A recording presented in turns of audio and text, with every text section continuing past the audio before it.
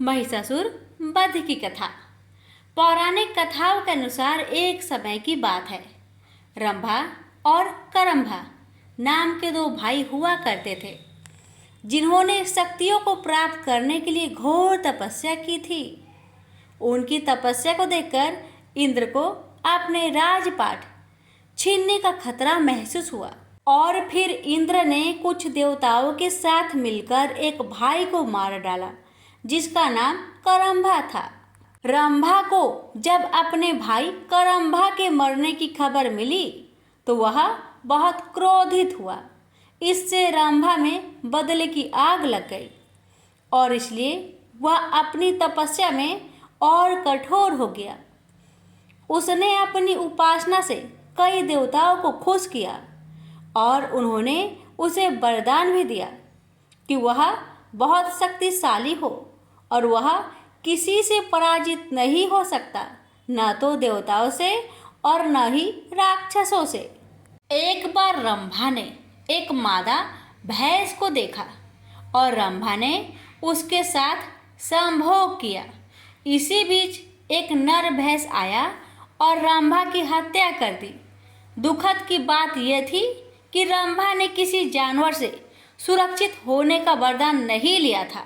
इस घटना ने मादा भैंस गर्भवती होगी और उसने आग में कूदकर आत्महत्या कर ली। जिस क्षण वह आग में कूदी उसी समय आग से आधा भैंस और आधा मानव बाहर आया, जिसका नाम महिषासुर पड़ा।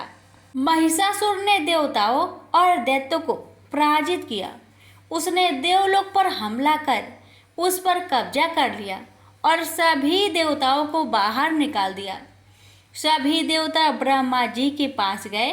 ब्रह्मा जी उन सबको विष्णु जी और शिव जी से मिलवाए।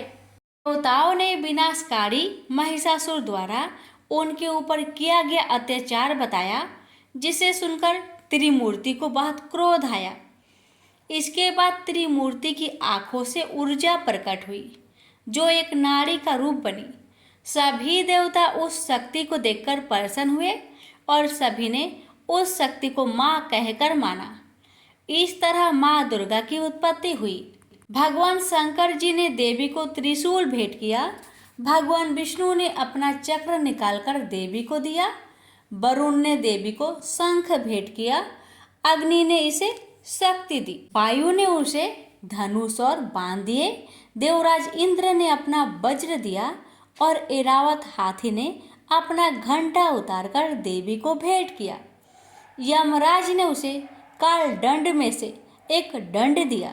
वरुण ने उसे पास दिया।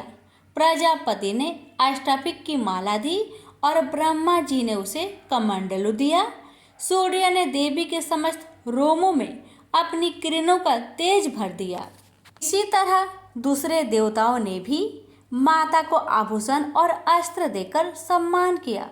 अंत में पहाड़ों के देवता हिमालय ने उन्हें सवारी करने के लिए एक बाघ दिया और उनका नाम महादेवी दुर्गा रखा गया। उनके आशीर्वाद से दुर्गा ने बाघ पर चढ़ाई की और महिषासुर का विनाश करने के लिए निकल पड़ी। जब माँ दुर्गा अमरावती के पास पहुंची, उन्होंने एक शक्तिशाली गर्जना की, जिसने पहाड़ों को हिला दिया और समुद्र में विशाल लहरें पैदा की। महिषासुर ने अपने सैनिकों को यह पता लगाने के लिए कहा कि क्या हो रहा है। जब उसने सुना कि एक महिला उसे चुनौती दे रही है तो वह हंसा और उसने कहा, उससे कहो कि मैं उससे शादी करके खुश रखूंगा। जब उनके दूत प्रस्ताव लेकर देवी के पास गए तो देवी ने उत्तर दिया, अपने राजा से कहो कि मैं कोई साधारण महिला नहीं हूँ जो उससे शादी करने के लिए उत्सुक हूँ। मैं महादेवी हूँ और मेरे पति महादेव हैं। मैं उन्हें अमरावती छोड़ने और दुनिया के नीचे अपनी जगह पर लौटने के लिए कहने के लिए आई हूँ। अगर वह नहीं गया तो मैं उसे नष्ट कर दूंगी। जब दूत ने आकर महिषासुर को सारी बात बताई तो महिषासुर क्रोधित हो गया। उनके प्रमुख देवताओं ने घमंड से कहा, महाराज, हम जाएंगे और इस मूर्ख महिला को ठीक करेंगे। महादेवी से युद्ध करने के लिए असुर निकल पड़े। उनके विस्मय और आतंक के कारण एक के बाद एक घमंडी योद्धा समाप्त हो गया।